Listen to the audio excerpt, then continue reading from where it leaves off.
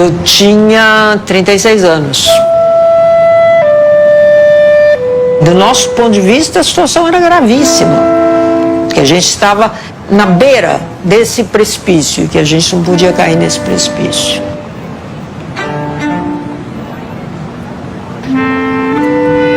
Eu acho que estava todo mundo disposto a fazer um sacrifício.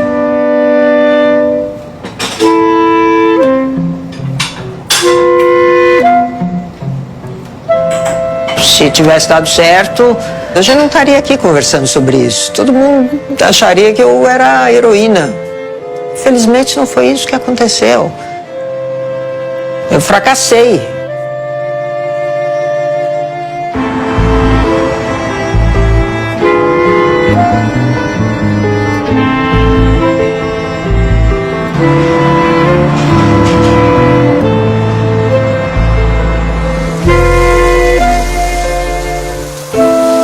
Quando eu era novo, você é solteiro, começar a vida, você é tudo normal. Mas depois que você tá com o negócio tudo montado, você voltar na estaca zero de novo,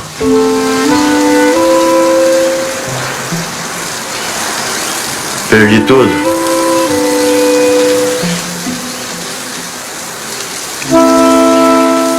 Isso aí foi um golpe, né? O Dorival nunca mais foi o mesmo homem. Nunca mais. Eu vivo aquele momento todinho. Foi muito triste. Até hoje nós não conseguimos superar isso.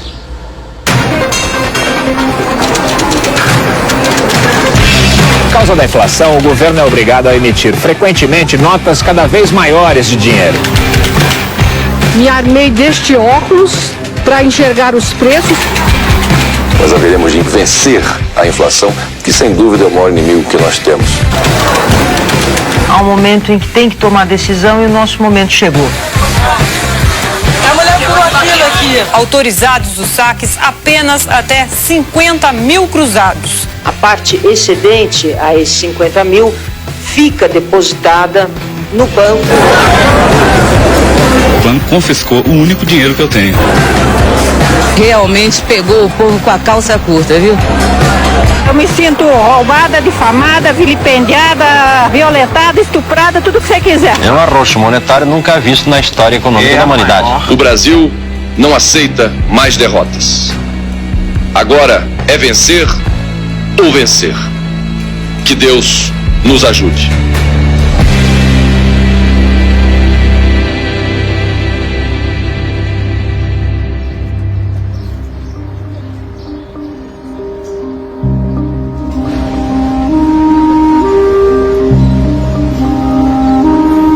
Depois do primeiro gol, eles fizeram 2 gols logo em seguida. Eu não sabia, foi 3-0? Foi 3-1. Ah, tava 1-0. Era 1-0. É, eu pus no bolão 1-1, mas... Eu pus no bolão que o Egito ganhava. Houve um fato, vamos dizer assim, que me deu um impacto muito grande. Eu acho que eu tinha 15, 16 anos. Aquilo foi um impacto muito forte, assim. Foi um primo irmão meu que foi assassinado pela ditadura, né? E eu me lembro da gente ter que reconhecer o corpo lá no hospital, do funeral com a polícia em volta da gente. Acho que foi ali que eu tive, assim, um sonho, uma coisa que, sabe, de querer ter um impacto positivo no país, de querer mudar o Brasil. Tudo isso teve uma influência muito grande, eu acho, para eu decidir fazer economia. Daí eu me enfiei na carreira acadêmica, entendeu?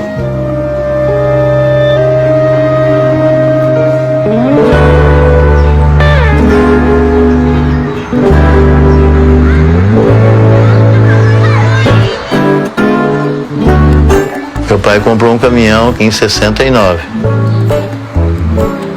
Como meu pai ele é analfabeto, ele dirigia, mas não tinha carta. Até que eu tirei carta. Aí depois eu fiquei na linha. catava leite na vizinhança e trazia para Bauru aqui. Eu conheci o Dorival na casa dos meus pais em 1972. Eu tinha 15 anos e ele tinha 25. Um dia, eu tava namorando já e tal, e ele bebia uns pingão, e ele falou pra mim: você tá namorando com a minha filha e nunca falou nada pra mim? Eu falei: você já tá sabendo? Falar mais o que agora? Tinha que ter falado no primeiro dia, ela que tinha que falar. Tinha que falar com meu pai, com a minha mãe e tal, eu consenti, vocês não falaram nada, eu tô na minha, eu tô quieta aqui.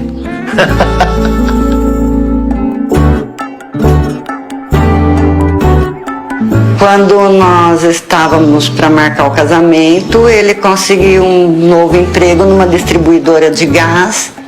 E na época ele viajava muito, ele ficava 22 dias fora de casa. Ele ficou, acho que mais ou menos uns 4 anos. Aí ele começou a comprar o caminhão. Ele comprou o primeiro caminhão. E ele começou a trabalhar com o caminhão dele mesmo, que ele comprou de sócio com um amigo. Cada brasileiro ou brasileira será e deverá ser um fiscal dos preços. Durante os anos 80, a inflação se acentuava, se acelerava e era impossível você acompanhar aquilo, não havia como, né? Isso era um fenômeno muito perturbador e isso introduz uma insegurança, uma ansiedade nas pessoas muito grande. 3 planos econômicos que não conseguiram resolver o problema da inflação. Durante esse processo, a inflação foi subindo. Era uma doença crônica. Eu sempre perco, eu nunca venço a inflação. Com 50 cruzados 1 ano atrás, qualquer pessoa num supermercado compraria todos esses produtos aqui e ainda receberia 5 cruzados novos de troco. Hoje, com 50 cruzados novos, não se compra mais nem 1 quilo de manteiga. Não esqueçam dos barulhos das maquininhas remarcando o preço. Para nós, a inflação era a pior coisa que existia. Para nós, perder o poder, que saber que você começava o mês ganhando um salário e terminava o mês com um salário menor no mesmo mês. O número de demitidos aumentou tanto que este grande salão ficou pequeno. O sindicato... Período gravíssimo de desemprego. E foi no período então que eu assumi a presidência do Sindicato dos Metalúrgicos, em 1987. Mas a fome, o aperto, o arrojo salarial é tão grande que o pessoal decidiu, nesse instante, partir para o movimento. Eu acho que a minha carreira aconteceu muito do jeito que aconteceu justamente por causa dos problemas econômicos do Brasil. Deu zebra hoje no mercado financeiro. A gente não sabe o que é isso, de como a vida era complicada naquela época. Aí o jornalista de economia ficou cada vez mais necessário. A taxa do overnight é rigorosamente a mesma já há 2 semanas. 26,5% mais a LBC. Isso já dá pra gente ter uma ideia do valor da OTN. A resposta é não. Os juros não mudam agora só porque a inflação vai ser muito mais alta. Isso causava uma enorme tensão social, com o governo em deterioração crescente, que o governo Sarney, que tinha muita dificuldade de controlar a situação, e era visível que o governo não tinha comando, né? Essa loja de uma das maiores cadeias de lanchonete do Rio fechou na hora do almoço para remarcar os preços. Os fregueses não gostaram e um grupo mais irritado começou a jogar pedras. O dinheiro é uma convenção social. Se você não tem essa mediação, você pode dizer que a convenção é rompida. Como é que as pessoas vão se apropriar das coisas? Qual é o método de apropriação? É a violência. Desse lado, também quebrado o motivo de tudo. O painel de preços que começou a ser remarcado por volta de 11 horas da manhã. Que acredito primeiro que nós nos livremos da mentalidade inflacionária, que se desintoxique. Ninguém estava protegido. É como se fosse um tsunami. Não tinha proteção para ninguém.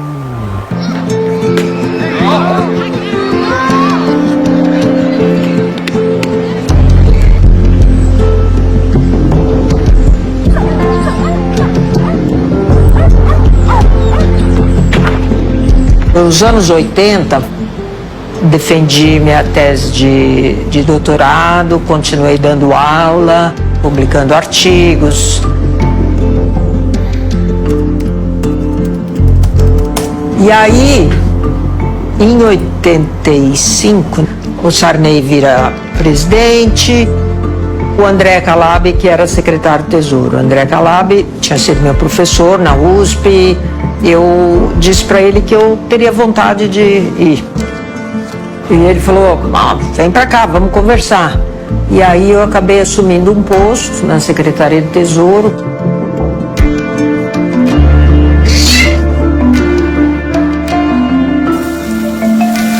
Eu tratava, né, com estados, estatais e bancos, todos endividados, né? Eu acabei conhecendo todos os governadores da época porque eles vinham, porque todos eles tinham um problema orçamentário, todos eles precisavam de ajuda do governo. E foi nessa posição que eu conheci o Fernando Collor.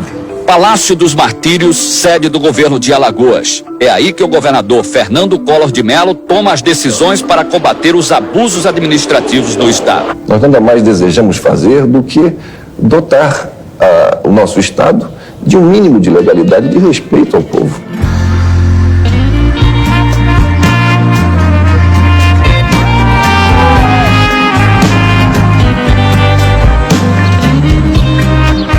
Ele não tinha hora para comer, hora para dormir.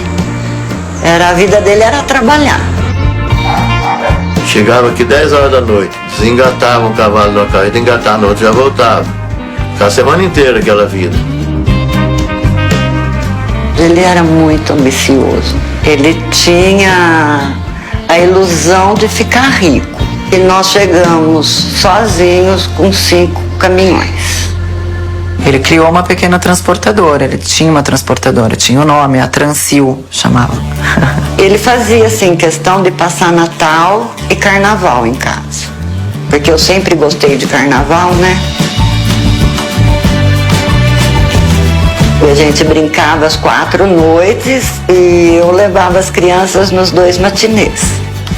Já levava ele no matinê lá e ficava a tarde inteira lá, fazia fantasia, tudo. Eu sempre gostei de fazer criançada feliz. Eu costumo dizer que a melhor fase da minha vida foi a minha infância. Meu pai, toda vez que ele voltava de uma viagem, ele trazia um presentinho para mim e para o Flávio. Então ele sempre foi muito carinhoso com a gente.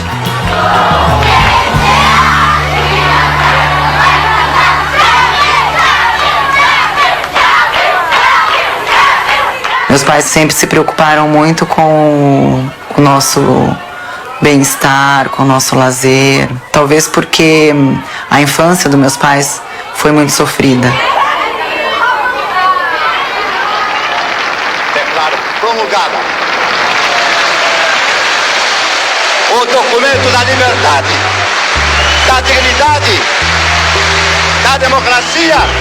1988, neste período a gente viveu um grande momento da construção da nova Constituição brasileira.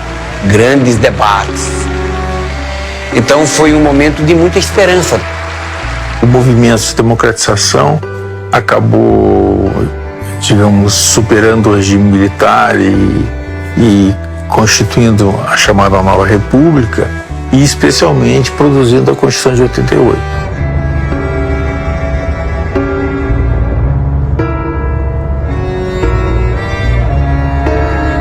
Hoje teremos o primeiro debate entre candidatos à presidência da República da história da TV brasileira. No próximo dia 15 de novembro, os brasileiros irão às urnas votar para presidente pela primeira vez desde 1960. A eleição de 89 ela era um momento inédito, vamos dizer, para muitas das gerações de brasileiros, né, que nunca tinham visto o voto direto. Havia uma grande expectativa de que essa eleição realizaria, afinal, o ideário democrático, né? Neymar mudou o cabelo, né? Mudou. Novo? De novo, ele cortou. Ficou melhor agora. Que disseram que ele estava parecido com uma cantora lá. Em janeiro de 89, eu recebo uma ligação do Collor e ele me falou que estava pretendendo se candidatar à presidência da República, e se eu e o pessoal do meu escritório, se a gente poderia fazer uma espécie de uma consultoria particular para ele, né? Para eu coordenar o programa econômico da campanha.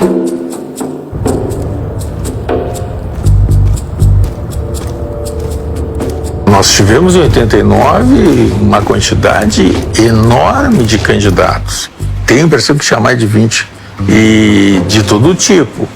As grandes lideranças políticas brasileiras, todas elas participaram, né? Ulisses Guimarães, Mário Covas, Leonel Brizola, o Lula, entre outros. E no meio dessa eleição aparece um governador lá de Alagoas, né, desconhecido nacionalmente, que vem com um mote principal que era acabar com os marajás, né, com os privilégios aí que altos funcionários públicos tinham em Brasília, ou acabar com a corrupção. Ele tinha essa agenda. Eu estou dando uma demonstração de que não fujo às minhas responsabilidades. As pessoas, número um, não achavam que ele tinha a mínima chance. E no meu meio de professores, intelectuais, acadêmicos, tinha um preconceito muito grande. Ele era um playboy que foi para a política e estava enganando todo mundo com essa história da caça aos marajás.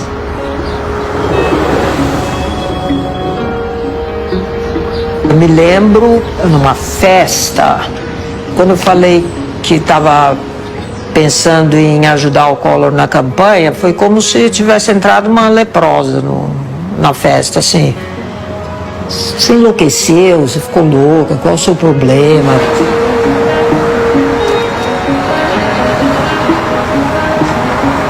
A gente viu a oportunidade. Nós vimos um livro branco. Um livro onde a gente poderia escrever as coisas da maneira que a gente acreditava. Entendeu? Resistimos em todos os momentos aos corruptos e ao Sarney. Ele tinha 40 anos, era muito jovem, né? Era uma figura midiática e ele conseguiu produzir para si próprio uma imagem, digamos, de renovação, de mudança, de decisão. Foi em agosto, mais ou menos, que começou a dar uma mudada significativa nas pesquisas. Ele começou a dar uma crescida muito grande.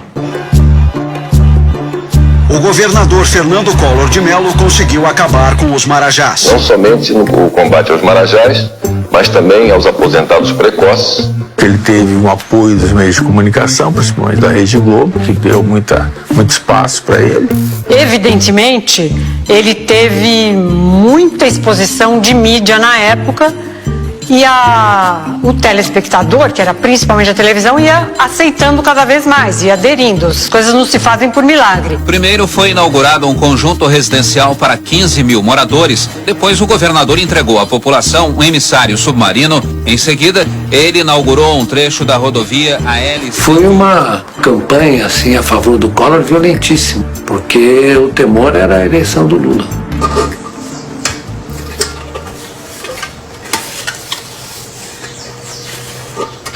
Ele era bom de conversa, hein? A gente assistia, né, as entrevistas dele, e, nossa, e ele como um moço novo que era, né?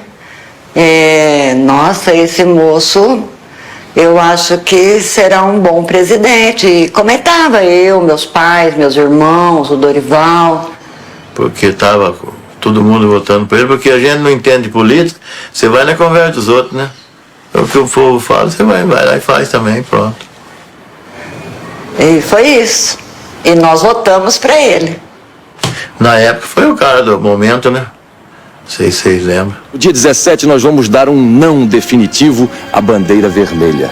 Vamos dar sim à nossa bandeira, essa que está aqui. A bandeira do Brasil, a bandeira verde, amarela, azul e branca. Vamos cantar o nosso hino nacional e não a Internacional Socialista. A gente estava produzindo uma coisa, um documento que entraria para a história, entendeu?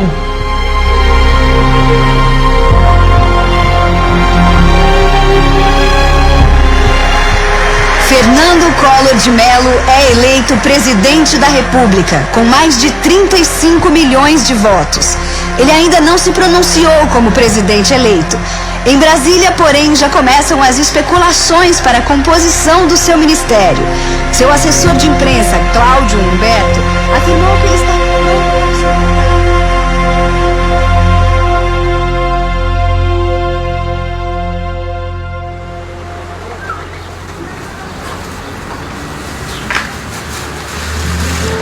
Era uma sensação de otimismo, de certeza que tudo ia mudar e não via a hora das coisas acontecerem, uma alegria, tipo, respirar fundo e falar, agora, né, vamos parar de ter problemas, preocupações financeiras, inflação. Nós haveremos de enfrentar a inflação e haveremos de vencer a inflação. Era inegável que alguma coisa importante precisava ser feita para combater aquela inflação. Seria um grande ganho, né? um grande feito para o presidente da República ser o cara que terminou com a inflação, que acabou com a inflação, que usou, como era uma expressão da época, uma bala de prata para matar esse monstro inflacionário. Só fiz 6 mil hoje, tem que fazer mais 10 mil. Então, tipo, vou demorar uns 40 minutos andando. Você precisa de alguma coisa na rua? Não, tô bem, tia. É? Foi uma mudança completa, né? Porque aí realmente a gente conseguiu trazer pessoas que a gente estava insistindo, convidando há muito tempo para trabalhar. Uma meta para o comportamento. Por exemplo, o Candir e o Ibrahim só entraram em dezembro. Para caracterizar. Daí o Collor falou, olha, quero um programa econômico apresentado para mim, o que nós vamos fazer, quais não são as primeiras medidas em janeiro. Aí a gente se trancou durante 2 semanas em janeiro, com vários economistas trabalhando no plano. Aqui em Brasília, a professora Zélia e sua equipe vêm trabalhando dia e noite nas medidas do plano econômico que será apresentado à nação no dia 15 de março. Então a gente dividiu um grupo para reforma monetária e fiscal, um grupo para questão da dívida externa, a questão patrimonial e a reforma administrativa. A situação era extremamente grave. O déficit programado era de 10% naquele ano, que é uma enormidade. Precisava acabar com o déficit. A gente pode acabar com os subsídios, acabar com os incentivos fiscais, ampliar a base tributária. Eu me lembro até hoje, a gente sentado numa mesa, sei lá, às 11 da noite, meia-noite, todo mundo, o Candir, que estava fazendo essas contas. Bom, não sei quanto por cento de IOF, quanto por cento de imposto sobre herança, quanto por cento de imposto sobre bolsa, quanto por cento fim dos subsídios, fim dos incentivos fiscais. Quando a gente chegou no número, o que a gente descobriu?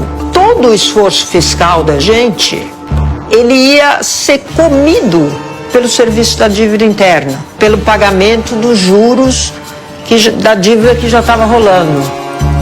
Então a gente percebeu que a gente tinha que cortar aquilo. Um guardião da moeda nacional. Assim, o economista Ibrahim Eres definiu a sua função na presidência do Banco Central. Logo no início de janeiro, eu fui convidado pelo Ibrahim Eres para ser diretor de normas de mercado financeiro do Banco Central. Foram também sabatinados pela Comissão de Economia os 3 diretores indicados para o Banco Central. Gustavo Loyola, da área bancária. Embora tenha sido convidado para ser diretor do Banco Central, eu tomei conhecimento do plano Collor basicamente 3, 4 dias antes dele ser colocado em prática. A principal dúvida foi sobre a continuidade da transferência de titularidade para pagamento. E ele me pediu, no Banco Central, que se eu tinha, de fato, algo que mostrasse a distribuição, como é que se distribuíam as cadernetas de poupança, né, por faixa de depósito. Nós vamos derrotar a inflação essa vez. Eu não tinha a mínima ideia de para que queria usar isso, né? Enfim, achei que era algo assim que tem obviamente a ver com a política econômica, mas não de fazer um plano como foi o plano. Quem recebeu mais atenção do presidente Collor foi a economista Zélia Cardoso de Mello e a equipe de transição do governo. Eu sei que é difícil para as pessoas acreditarem nisso, mas eu realmente não sabia se eu ia ser ministro, não ia ser ministra. Nunca ele deu nenhuma indicação, nada. Ele queria um programa econômico, eu estava fazendo um programa econômico. Ponto. Aqui, nós fizemos um chamamento à mulher brasileira, para que faça parte conosco, que nos auxilie. Eu acho que eu fui a última, né? Ele me nomeou no Dia Internacional da Mulher, uma semana antes da posse. Se eu soubesse naquela época, que eu soubesse hoje, eu tinha me recusado a ser ministro e falar, põe um homem aí, põe um homem para fazer esse plano.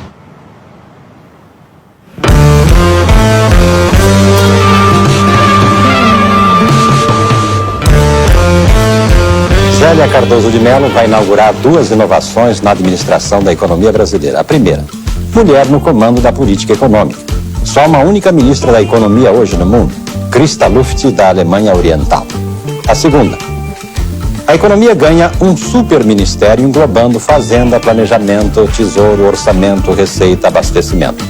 Quer dizer, nunca foi tão grave a crise econômica, mas nunca foi tão grande o poder do ministro da economia, que é ministra, para botar ordem na casa. Os dias de Zélia Cardoso de Mello, a futura ministra da Economia, têm sido assim. A tranquilidade na vida dessa moça de 36 anos acabou. A senhora usa maquiagem? Não uso. Dá pra perceber, né? E tem namorado? Não tenho. Eu soube que a senhora gosta de cozinhar. Eu acho ela simpática. E não, embora ela não seja vaidosa, ela é uma mulher bonita. Muito resguardada, né? Ela tem medo de se mostrar para o público. Ela foi uma escolha para ministro que, assim, ela não estava naquela bolsa de apostas, né? Muita gente. Então, ela era uma economista jovem, relativamente júnior na época, pouca experiência, então não era a pessoa que as pessoas lembravam, né?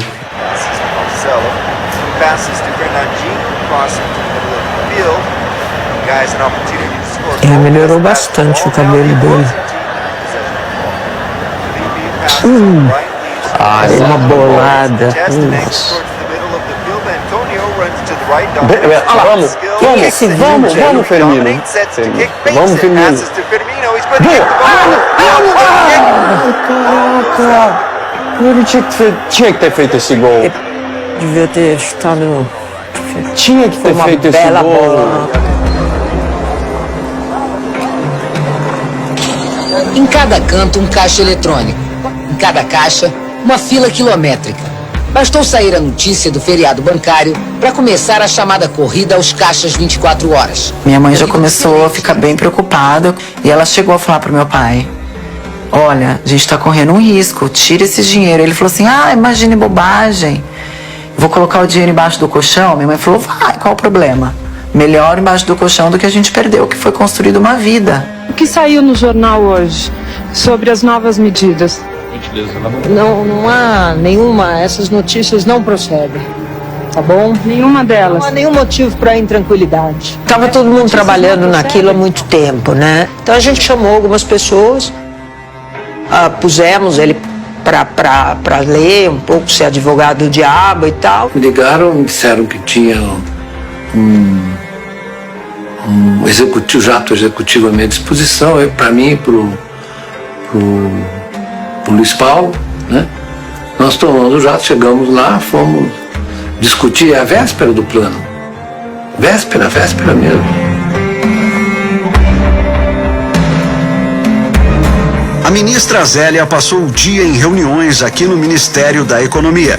Para discutir, na verdade, os detalhes do plano. O economista Luiz Gonzaga Beluso chegou no fim da tarde para ajudar nos últimos detalhes do plano. Qual seria o valor do corte? Qual seria o prazo de restituição?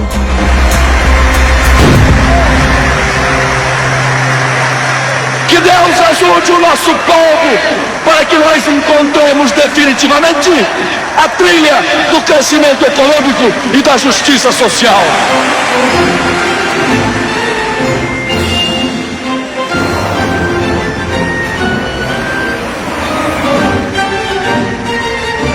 Hoje foi o dia da posse e também a véspera da divulgação do pacote econômico. Sobre isso ainda nada se sabe e muito se supõe.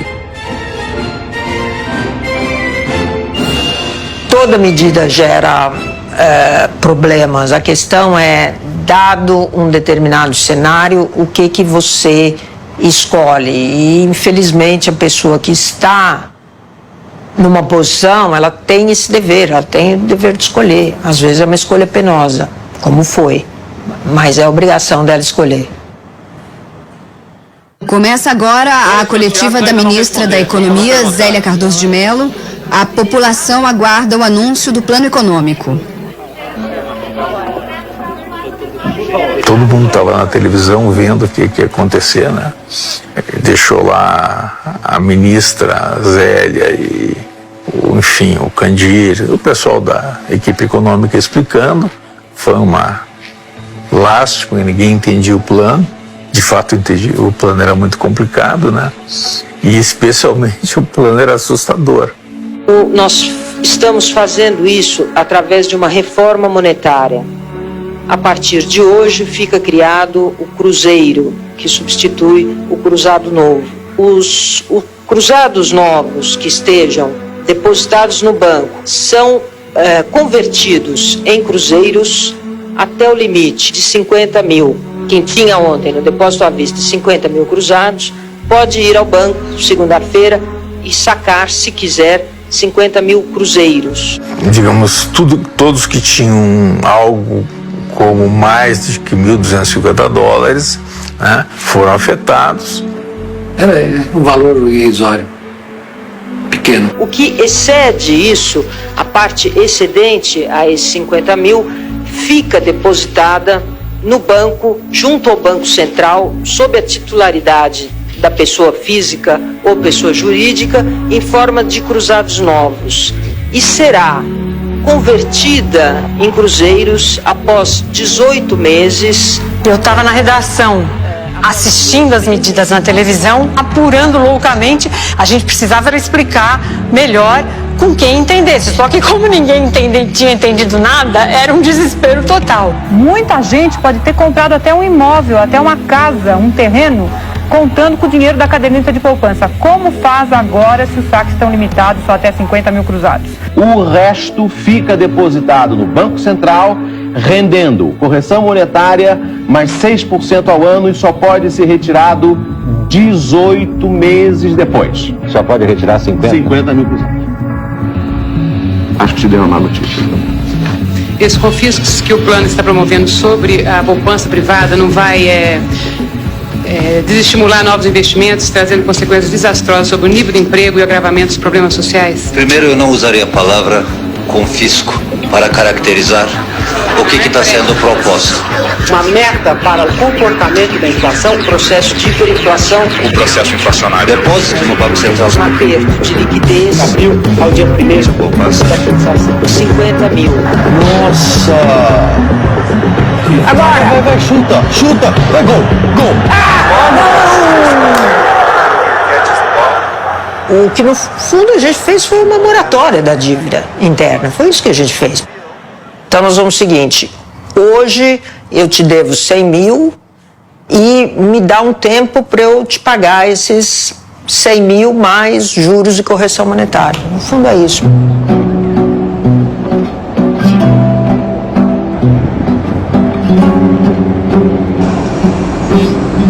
O país país despertou com uma nova economia e a população atordoada com as regras que mexem nas mais elementares contas domésticas. O diagnóstico, em linhas gerais, é que o excesso de dinheiro, né, o dinheiro em circulação, isso é que estava provocando inflação. E que se você reduzisse isso, você conseguiria segurar a inflação. Diferentemente dos outros planos anteriores, o plano Collor não tinha como característica principal o congelamento de preços dos produtos, e sim o congelamento do dinheiro.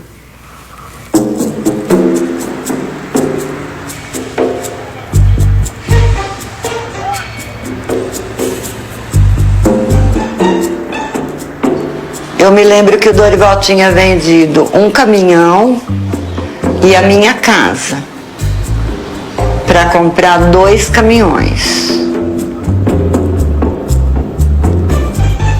Que ele falou, com o dinheiro dos caminhões eu construo uma casa melhor.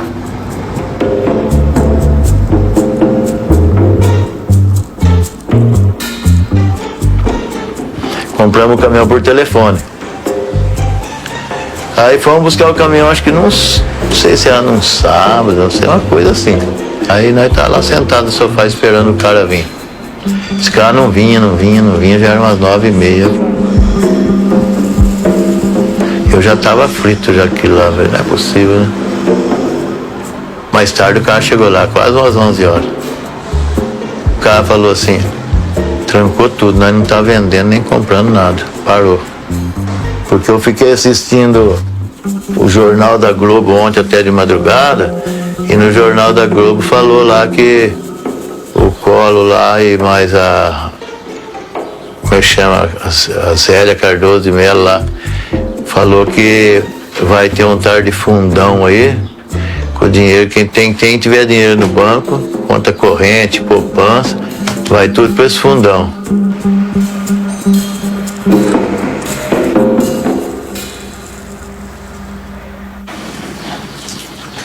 Falei, nossa, eu faria, perdi a casa, né? O dinheiro tá no banco.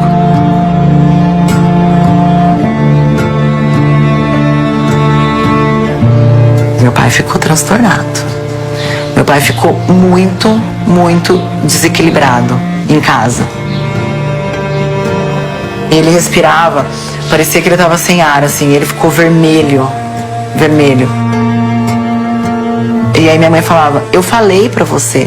E ele dizia, agora eu vou fazer o quê? O que eu tenho que fazer? Não tenho o que fazer, agora não é a hora, o que a gente vai fazer? Aí eu falei, pronto, tá lá, nosso dinheiro, e agora? E agora?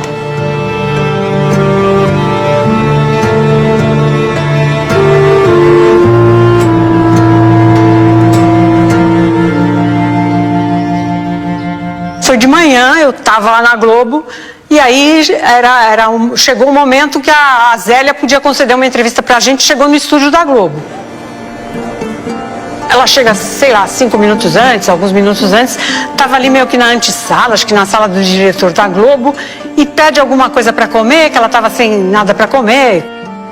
E fez alguma brincadeira que na época eu achei ela por demais, assim, descontraída e despreocupada com o que ela tinha feito com o país. Eu falei, meu Deus do céu, essa pessoa não percebeu o que ela fez, que ela estava achando engraçado ter o sujeito ter ficado sem o dinheiro para ir na padaria. Ah, você ia na padaria comprar alguma coisa? Daqui, esse dinheiro é nosso. Agora você só tem 50 cruzados, ou sei lá se já chamava cruzado na época. Foi uma coisa que me chamou a atenção jornalisticamente. Falei, gente, a ministra da Economia acabou de fazer esse plano e ainda está achando alguma coisa engraçada. E na entrevista eu comecei a perguntar para ela algumas coisas sobre o que ia acontecer no cotidiano das pessoas e das empresas daí em diante.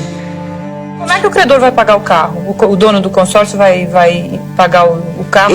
Isso é uma cadeia que vai se transferindo. E aí a Auto Latina fica com o pó, ministra? Fica com o cruzado que ela não pode mexer? Isso, a Auto Latina fica com o cruzado que ela não pode mexer. E será que a Auto Latina não vai fazer demissões depois disso?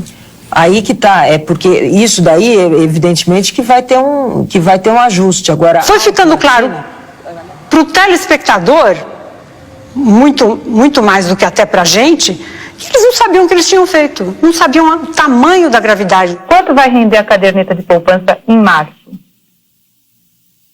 Eu já respondi essa pergunta para você. Quanto a correção monetária mais 0,5% de juros, é isso? As regras atuais, as regras que existem definidas pelo índice dela. Pelo IPC de março? Lilian, eu já respondi essa pergunta. É a regra que existe. Desculpa, mas eu não entendi. Talvez alguns telespectadores também estejam um pouco confusos. É o seguinte, a caderneta de poupança... No dia 1º, o crédito das cadernetas com aniversário no dia 1º de abril, por exemplo, vai ser de quanto? Eu sei que eu fui muito criticada pela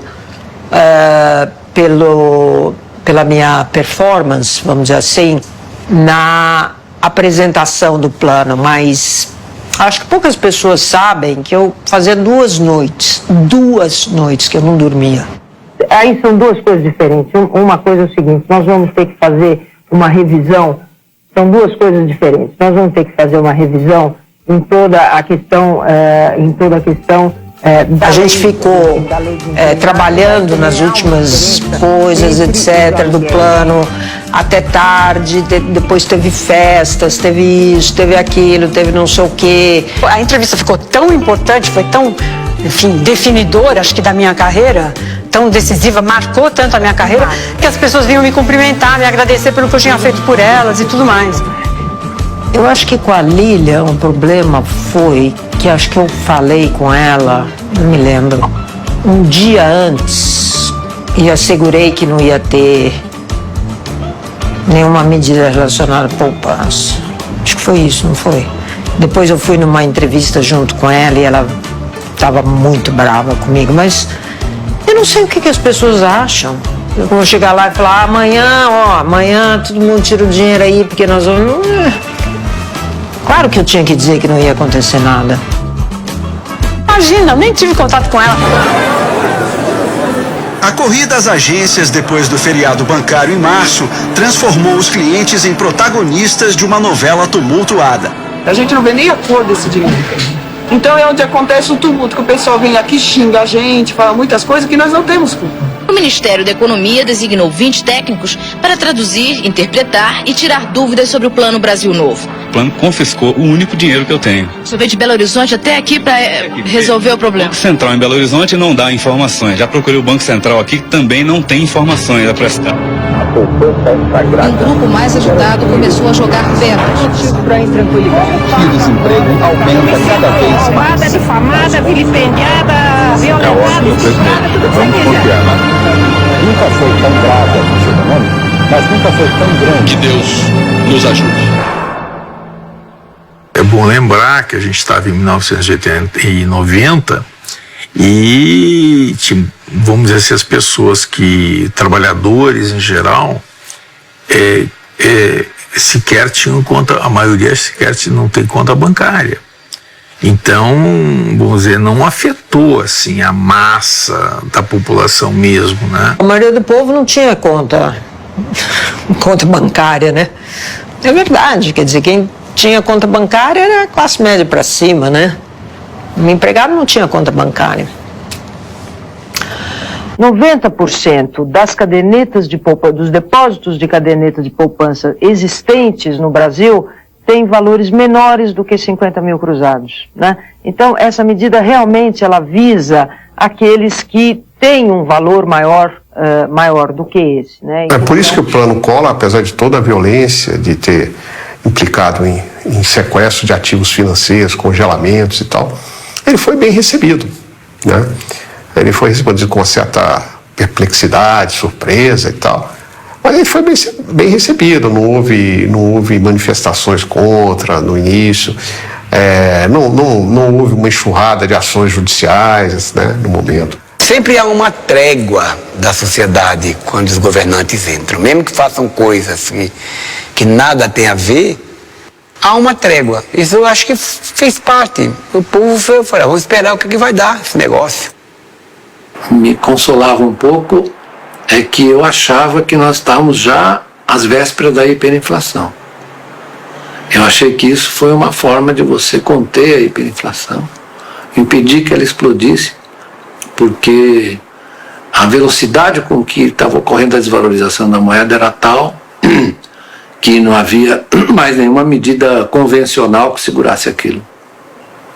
E tinha uma percepção também que esse sequestro desses ativos financeiros, ele foi assim, vamos dizer assim, democrático, no sentido que ele pegou todo mundo, né? Então tem aquela ideia do sacrifício dividido, coletivo, né? Esta imobiliária tem negócios fora de São Paulo. Os donos estão confiantes no plano Collor. Como foi trocar a viagem de avião pela viagem de ônibus? Bom, foi interessante porque aquilo que poderia demorar 50 minutos demorou 6 horas e meia. Por outro lado, era a lua cheia, né? E eu vinha vendo as paisagens e conhecendo a estrada e foi muito proveitoso de qualquer forma. Procurar, tentar comprar cada vez mais barato. É a ordem do presidente. Vamos confiar, né? Aí ele assinou lá as medidas provisórias e foi entregá-las a pé ao Congresso, né? É algo que normalmente não se faz, né? O fato dele entregar ao Congresso com todos os ministros atrás, aquele monte de gente andando, né, do Planalto até a Câmara, foi um gesto, assim, de novo midiático, que é quase como quem diz assim, ousem não aprová-los, né? Ousem não aprovar os planos, né? Nesse governo só existe uma vontade política, que é a vontade do presidente. Collor de Mello se sentia um rei. Ele achava que estava acima de tudo e de todos. Ele não seguiu a regra de Montesquieu, que um país democrático, os 3 poderes são colaboradores e autônomos. A recusa do plano produziria o caos econômico. Então, basicamente, os 2 poderes da República, quer dizer, o Legislativo e o Judiciário, se tornaram basicamente prisioneiros do plano.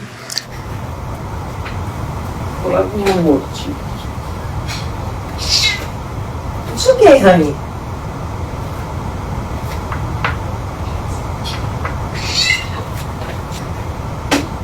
Sorry. Right. So just, I didn't invest all the money that's there because you've seen the markets up and down and I don't watch it all. Oh, you don't? No, the market? You don't watch the market? Don't listen to the news? You don't? No nosso entender, naquele momento, esse era o caminho necessário. Foi realmente um clima bom. Acho que a imprensa estava a favor, a população estava a favor.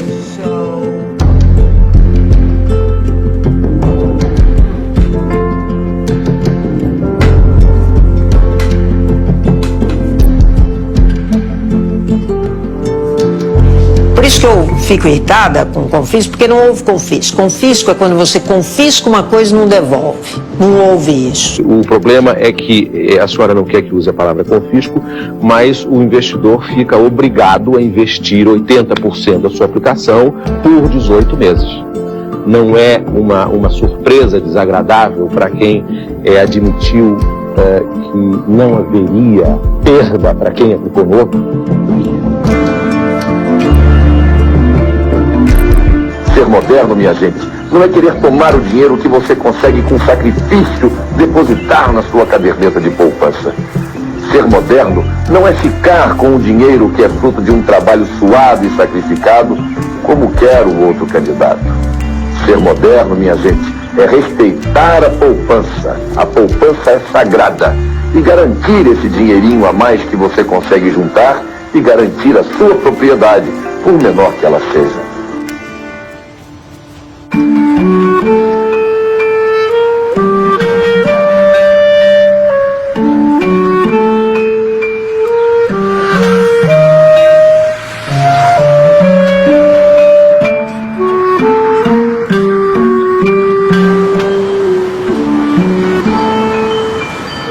Carlota chegou. Carlota Joaquina. Depois de 1 mês. Um mês, ai, que linda de mãe. Graças a Deus. Pegou transitinho, né? E vocês, feliz deles? Ele vai ser. Quando meu pai perdeu tudo, ele manteve o nosso padrão de vida. E aí ele foi se acabando, assim, acabando com os bens que restavam, sabe? Eu amo chegar e ter essa mesa cheia de coisa pra te comer. É, né? Parabéns. Eu adoro. Café. Ele tinha 5 caminhões. Aí ele conseguiu ficar com um e voltou a viajar, né? Aí teve que dispensar os funcionários, os motoristas, e ele voltou a viajar. Aí meu pai se transformou. Aquela pessoa tranquila, doce, acessível.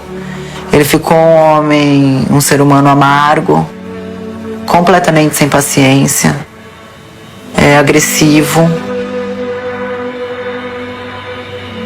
Ele não dormia, ele não comia direito.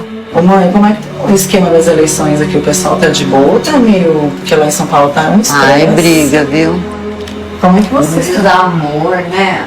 Depois desse plano, o frete ficou ruim, os pneus encareceram, oficina encareceu. Ficou muito difícil. E foi ficando cada ano mais difícil.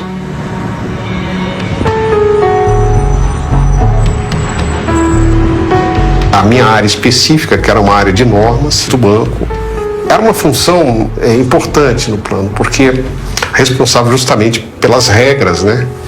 Como é que essas medidas do plano eram implementadas, né?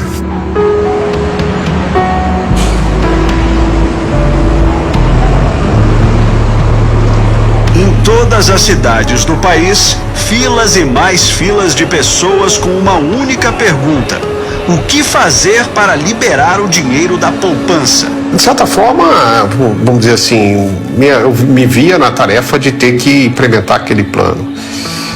Sinceramente, eu achava no momento que poderia dar certo.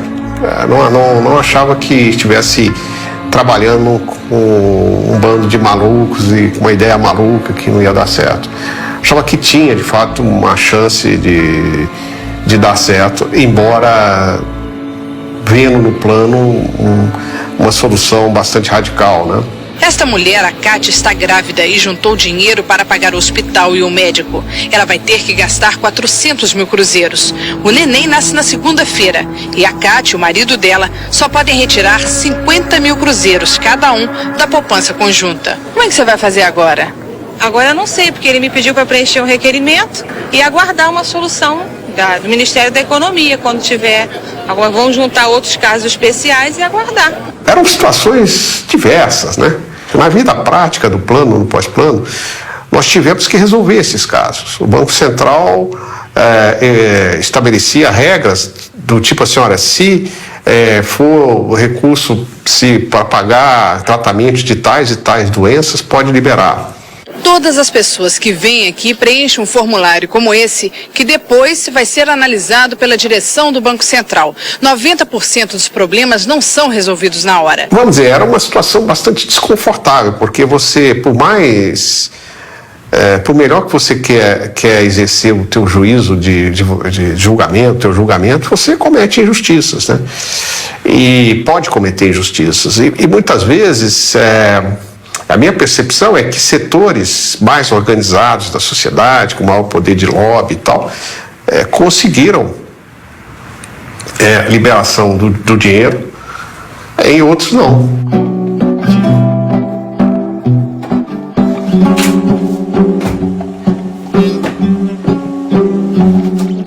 Em 1987, nós começamos a perceber que a defesa do consumidor era muito importante que se fosse feita não mais pelo Estado, somente pelo Estado, mas também pela sociedade civil. Então aí surgiu a ideia do IDEC, Instituto Brasileiro de Defesa do Consumidor. Então eu participei desse grupo inicial, né, de criação do IDEC. E o IDEC começava do zero, né? Nós não tínhamos estrutura nenhuma. logo em seguida tivemos a eleição do presidente Collor e aquela loucura, né? Mexeram num tipo de patrimônio que se confunde com a vida das pessoas, que é a poupança. Pelos pequenos bens dos trabalhadores correm sangue, correm seu sangue, correm sua vida. Então, ai do governo que mexe nisso. Então, nós somos testemunhas ali, testemunhas da reação das pessoas, né? E para complicar a situação, eu fui convidado a dar uma entrevista e eu acabei falando que o IDEC iria tratar disso, iria entrar nessa luta. Além disso, com tantos planos econômicos, o brasileiro perdeu tanto em cada um desses planos que agora o brasileiro não perdoa e quer buscar o que lhe pertence, não importa durante quanto tempo. Só que em poucos minutos havia filas enormes dobrando quarteirões. O IDEC foi literalmente invadido. E as pessoas queriam saber se tinham senha, se tinha a ordem. Eu causei a confusão. Eu resolvi ter esperanças. Ela quer o dinheiro. Ah, sim, eu quero, porque é um direito meu, né? Conseguimos fazer atendimento coletivos em pequenas assembleias, né? As pessoas praticamente gritavam: nós vamos vencer, nós vamos conseguir. Se instaurou um período de como se fosse uma ditadura romana, que era aqueles períodos em que o dirigente tem poderes extraordinários, dada a situação de emergência externa ou interna em que está o país que ele comanda. Da mesma maneira que prende um ladrão que assalta uma casa, ele tem que prender também um ladrão que esteja remarcando os seus preços a esses índices absurdos. O empresário se apresentou à Polícia Federal no começo da tarde. Segundo denúncias de um consumidor, o supermercado burlou o plano econômico, aumentando a tarifa do desodorante Denim e da massa de pastel Frescarini. Então houve várias ações de controle e tal, e algumas bem arbitrárias, né? Porque são momentos em que, quando você viu o Estado, diz: olha, congelou tudo, mudou a moeda. Então você tem, na verdade, uma intervenção violenta, muito forte na vida econômica de todo mundo. O presidente passou a manhã toda nesse supermercado fazendo contas. Ele checou se os produtos da cesta básica estavam mais caros. Todo o tempo você tinha esse esforço constante de mostrar o presidente jovem, determinado, energético.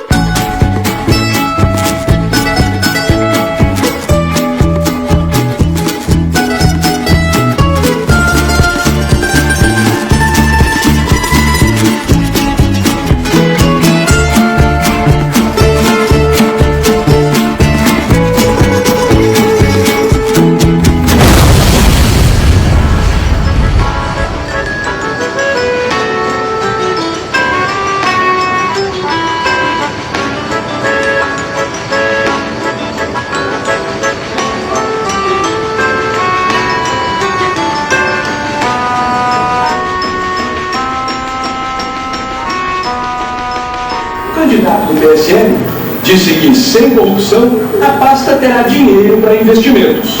As indicações políticas levam a ineficiência do Estado e a corrupção. Então eles têm que ter... Foi terrível, foi terrível. A gente não tinha como ter uma vida digna. Eu fiquei super revoltada, eu não entendia, eu criticava muito meus pais e tudo que não era legal na minha vida era culpa dos meus pais. Acabou. Boa noite, bom fim de semana. Oremos pelo Brasil, né? A família ficou desamparada, né? Você fica sem chão, você não sabe que rumo você pega, né? Porque começar tudo de novo, você não consegue, né?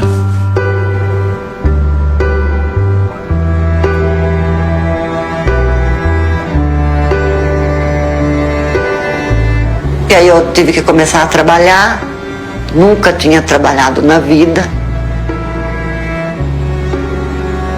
Nós abrimos uma sorveteria Aí da sorveteria nós já começamos a fazer porção, eu fazia porções para vender com cerveja, era sorveteria, era meio boteco, para a gente conseguir sobreviver.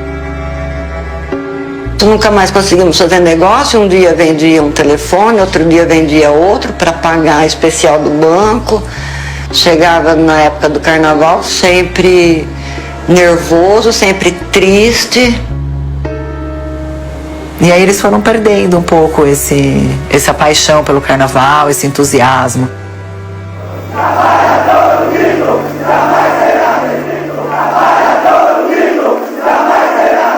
Os trabalhadores de São Bernardo do Campo e Diadema realizaram o primeiro ato público contra o Plano Collor. Acabar a inflação na marra, prejudicando os trabalhadores, a gente não vai permitir. Eles adotavam medidas como se fossem um tipo de inseticida, um tipo de veneno. Só que o veneno matava a planta. Essa é um pouco a diferença. Porque prejudicava exatamente quem era o trabalhador que pagava imposto, o pequeno empresário que não tinha organização para se defender, e reduzia o poder de compra. As vendas no mercado imobiliário de São Paulo nunca foram tão mal quanto agora, e o desemprego aumenta cada vez mais. As pessoas começaram a cair na real de quem elas tinham acabado de eleger. Elas tinham acabado de eleger o mágico, o caçador de marajás, uma pessoa que prometia um sonho, e ficaram sem dinheiro.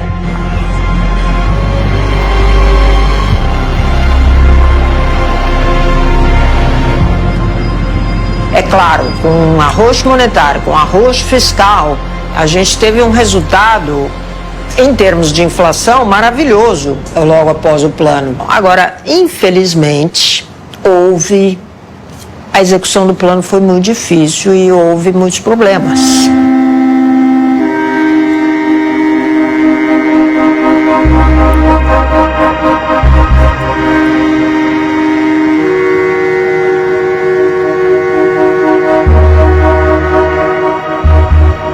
Aí, aquela história, começaram a resolver caso a caso e recuperaram, alguém resolveu batizar que iam começar a abrir com critérios deles, portanto, arbitrários completamente, as torneiras, e começaram a liberar dinheiro para determinados casos, não eram nem setores, né?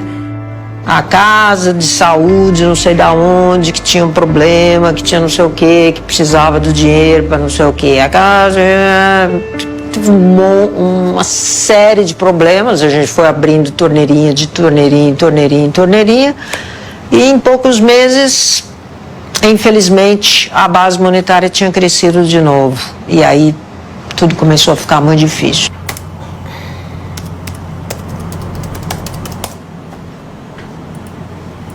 A gente feriu tantos interesses, né?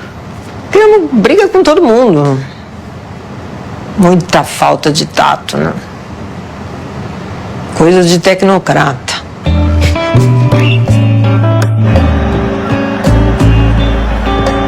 Opa.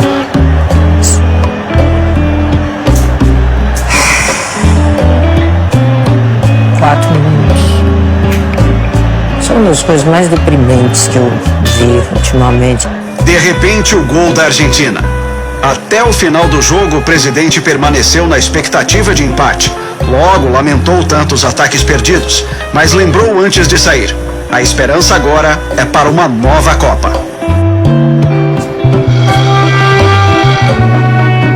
Quem tem em torno de 25 e 30 anos não lembra mais que um dia o Brasil amanheceu com todo o dinheiro, bloqueado, apreendido, foi confiscado, tá?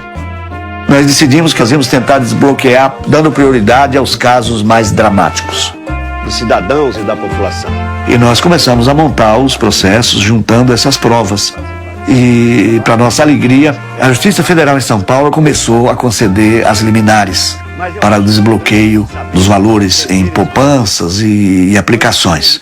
E aí, paralelamente a isso, muitos advogados, muitos escritórios, muitas pessoas começaram também a fazer esse trabalho, essa advocacia, e o Plano Collor também começou a derreter. Mas isso não resolveu todos os problemas. Quer dizer, houve aí situações em que as pessoas vão guardar para o resto de suas vidas.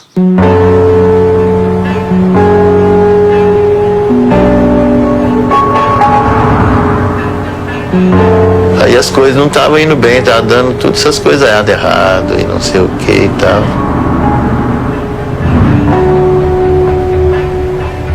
E eu já andava com muito medo, quando ia pro sul, aquela serraiada assim, que chegava à noite dava aquele medo, parece que eu ia cair lá embaixo. Eu tomava uns vinhos gelados, uns conhaques, parece que o sangue acho que agitava, ficava mais normal e ia embora. E eu fui tocando aquilo, mas não falar nada pra ninguém. Aí um dia eu tinha descarregado em Campo Grande, com aquela agonia de vir embora pra Bauru, que já fazia uma semana que estava fora.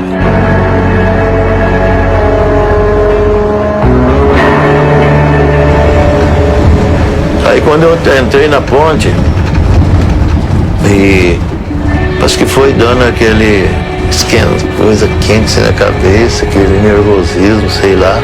Parece que eu ia cair lá embaixo.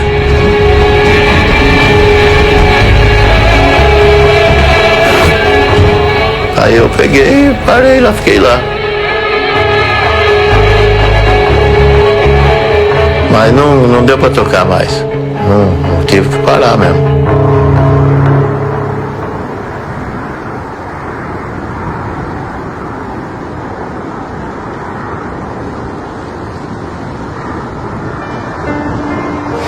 E aí ele chegou em casa arrasado e calado.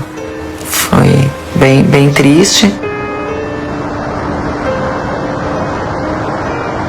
Aí acabou, porque aí ele encostou o caminhão e falou que não ia mais viajar. Simples assim.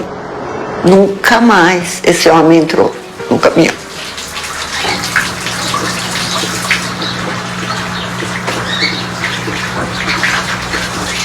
Aí eu liguei para minha sobrinha, que é terapeuta ocupacional. Minha sobrinha falou: tia, o tio tá com síndrome do pânico. A senhora procura um psiquiatra urgente, que isso leva à morte. Aí eu entrei em pânico, né?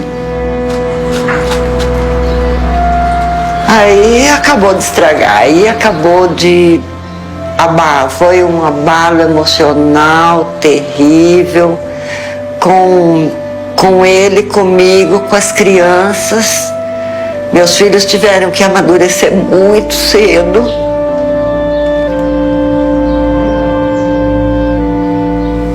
Minha mãe ficou muito transtornada. Talvez ela sentiu uma responsabilidade, que naquele momento ela precisava assumir a casa, sabe, a família. E ela entrou numa depressão profunda. Ela gritava desesperadamente, às vezes assim, davam surtos nela. Ela saía de casa sem falar nada. De falar, eu vivo aquele momento todinho. Foi muito triste, muito triste. Eu não gosto de falar. A inflação voltou a subir. Então a gente vai perguntar para o presidente do Banco Central, Ibrahim Eres, que foi um dos autores do Plano Econômico, por que isso está acontecendo. O senhor está mesmo convencido de que a culpa é dos empresários? E aí a inflação foi voltando, gente, porque não tem mágica. A inflação voltou. Houve uma enorme recessão, né? O ano de 1990 foi um ano de grande recessão. Aí a contestação ao plano começou a aumentar muito, né?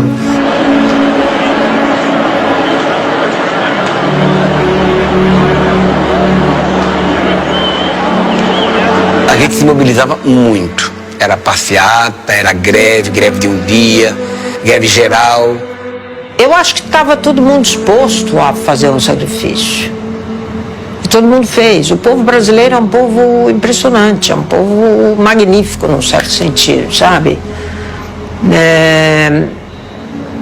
povo brasileiro vem fazendo sacrifícios há décadas. Eu acho que o fato de não ter dado resultado é que virou, né? Porque você faz o sacrifício, mas você quer um resultado, né? E você não quer que esse sacrifício seja em vão, né? É frustrante. E aí alguém tem que,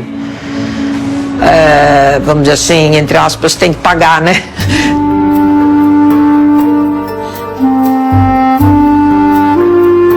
Nessas assembleias de poupadores no IDEC, os adjetivos e os nomes que eram dirigidos a Zélia Cardoso de Mello, a ministra Zélia Cardoso, eram nomes que eu não reproduzo aqui, não faz bem à saúde, né, nem à pedagogia, repeti-los aqui, mas confesso a você que mesmo quase 30 anos depois, eles ainda estão aos meus ouvidos, né? Nossa, Zélia foi terrorista mesmo, acabou com a turma, né, bicho? A decepção maior foi com a Zélia na época, né? Eu ouvia muito mais palavras de mágoas e raivas em relação a Zélia do que em relação ao Collor. Eu acho que eu acabei encarnando, né, essa figura malévola que fez o confisco, quando, na verdade, mesmo que eu use a palavra confisco só para exemplificar, não foi um ato meu, solitário, foi um ato de uma equipe econômica apoiado por um presidente. O presidente assinou. O Brasil não aceita mais derrotas. Eu não estou querendo tirar a minha responsabilidade, eu fui responsável, porque eu era ministra da Economia. Mas se fosse um homem tomando todas essas medidas, eu acho que a responsabilidade seria dividida entre todos os atores. Isso é muito importante, hein? Eu não sou vítima. Eu estou apenas, na minha opinião, constatando o que eu acho que é uma realidade. Na minha opinião. Pode ter gente que acha, não, isso é bobagem dela. Era a primeira mulher, mas, claro, aí a vida pessoal dela, enfim, por vontades, não por vontade da imprensa, mas pelo que ela foi fazendo com a vida pessoal dela, virou notícia também, né? Todo aquele furor da paixão dela com o então ministro da Justiça do Collor, que era casado. Acho que foi o Collor que falou, isso é nitroglicerina pura, quando alguém foi contar para ele do caso dos dois ali. Enfim, a gente viu o espetáculo surreal que faz parte da história do Brasil hoje. E do coração, como é que tá? Tá tudo ótimo, eu tô cansada só um pouquinho. Não, do coração que eu digo. Tá indo bem? Eu tenho hoje uma interpretação diferente da que eu tinha na época. Outros casos de ministros, de presidentes que tiveram relações extramaritais nunca foram exploradas pela imprensa, nunca. E no meu caso, cada passo foi escrutinado, quer dizer, cada momento da minha vida. Às vezes era alguma coisa não confessada, não explícita nas pessoas, mas elas se referiam a ela, no fundo, como uma ministra que, entre outras coisas, era mulher, né?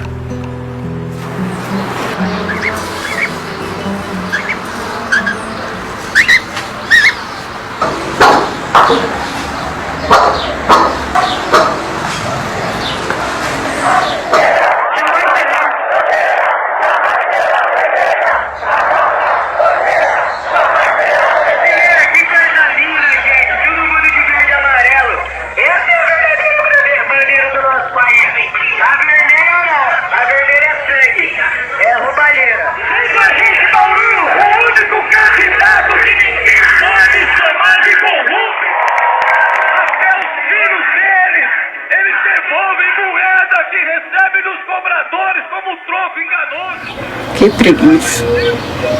Que preguiça. E ela tem a unha bonita, né? Fez ontem. A Zefa que tem a unha bonita, né? Eu nunca vi unha de cachorro bonita igual a da Zefa. É que eles não fazem marrom. Tira cutícula, tudo, né? É da cor do focinho dela. Onde você vai?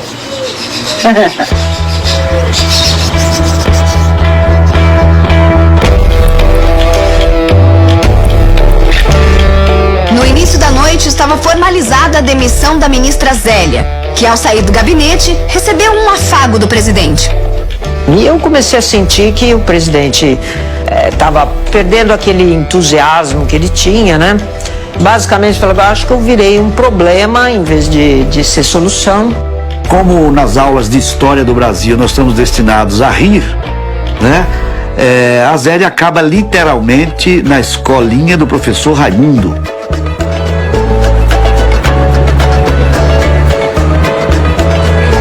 Como podem ver, através de uma pessoa muito conhecida por todo o país. Vou fazer aqui um ligeiro panorâmica. Quando aconteceu tudo e eu saí, recebo um telefonema do Chico. E então eu queria lhe convidar para fazer uma despedida no programa. E aí a gente começou meio a conversar, se falar, não sei o quê. Depois começamos a sair, pá. E aí foi. A ministra da Economia, a czarina da Economia, tá casada com o Chico Anísio. Era uma coisa assim, muito louca, mas ela teve filhos com o Chico Anísio, hoje acho que mora no exterior ainda e tudo. Depois que eu saí do ministério era isso, né? Quer dizer, onde eu ia, todo mundo me reconhecia. Acabou, né? Acabou vida privada, não tinha mais vida privada. Central Park, inverno, eu ainda não tinha filmado. Aqui é o playground que as crianças gostam muito de ir. Então nós viemos para cá, as crianças tinham 2 e 4 anos. E depois a vida aconteceu e a gente acabou se separando, eu acabei ficando aqui. Internamente eu já tinha decidido que agora é uma outra fase da minha vida. Isso aí acabou e eu vou me dedicar aos meus filhos. Nunca mais ouvi falar dela. Eu ouvi falar que ela foi esposa do Chico Anísio, né? Mas foi coisa que também não dei importância.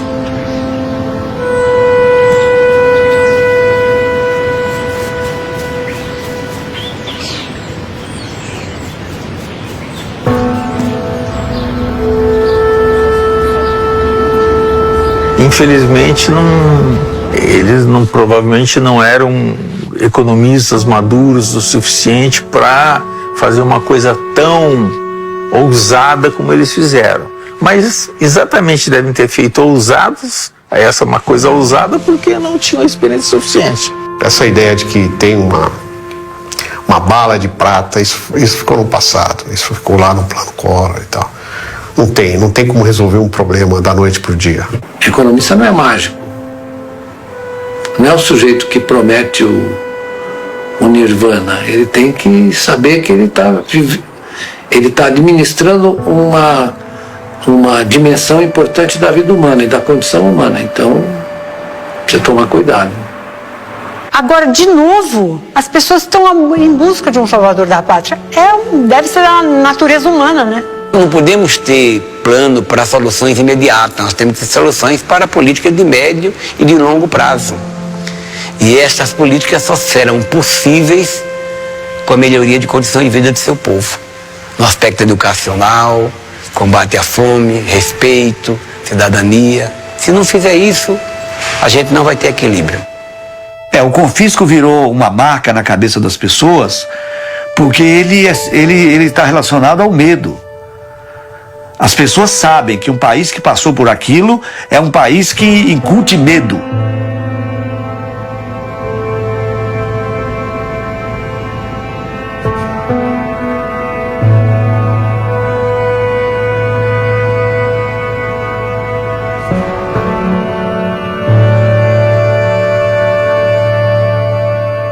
O dia que muito brasileiro achou que não ia chegar, chegou. E chegou até com um mês antes do que se esperava. A partir de hoje, quem teve cruzados novos retidos pelo Banco Central vai poder receber pelo menos uma parte de volta. Se esses 10 caminhões, ao fim do do plano tivesse sido 15 caminhões, a gente não estaria aqui conversando sobre isso. Todo mundo acharia que eu era heroína, né? Que eu consegui evitar a hiperinflação, que estava em 2.000% ao ano, quando eu assumi o governo, e que todo mundo fez um sacrifício, deixou de ter 10 caminhões, mas no fim tinha 15 caminhões num Brasil melhor. Infelizmente não foi isso que aconteceu. Eu fracassei.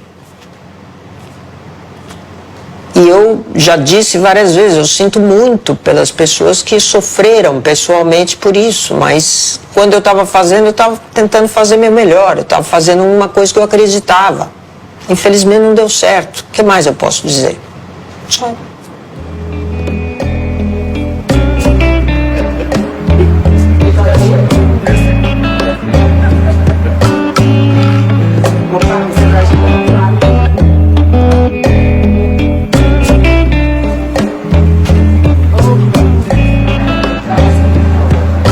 Hoje nós estamos bem. Nós temos carinho, nós temos atenção, nós temos ajuda financeira. Sabe o que foi com essa fantasia aqui?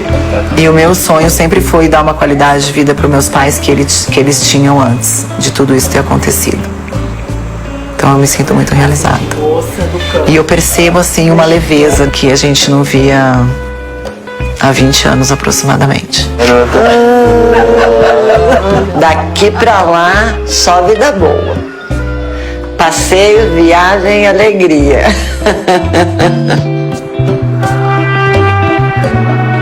A pessoa tinha que viver mais, né?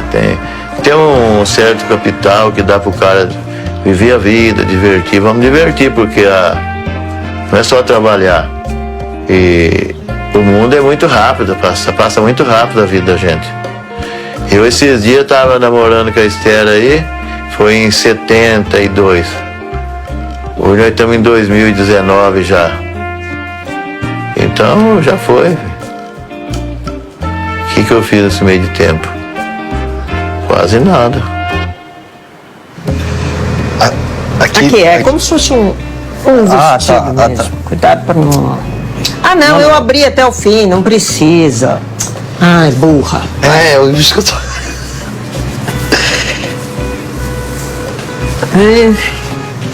Ainda é uma coisa conflitante. Você pode até sair das posições, entendeu? Como eu saí do ministério e depois nunca mais assumi nenhuma posição política. Mas as ideias não saem de você. Legal. Tá fresquinho mesmo hoje. Sorte sua.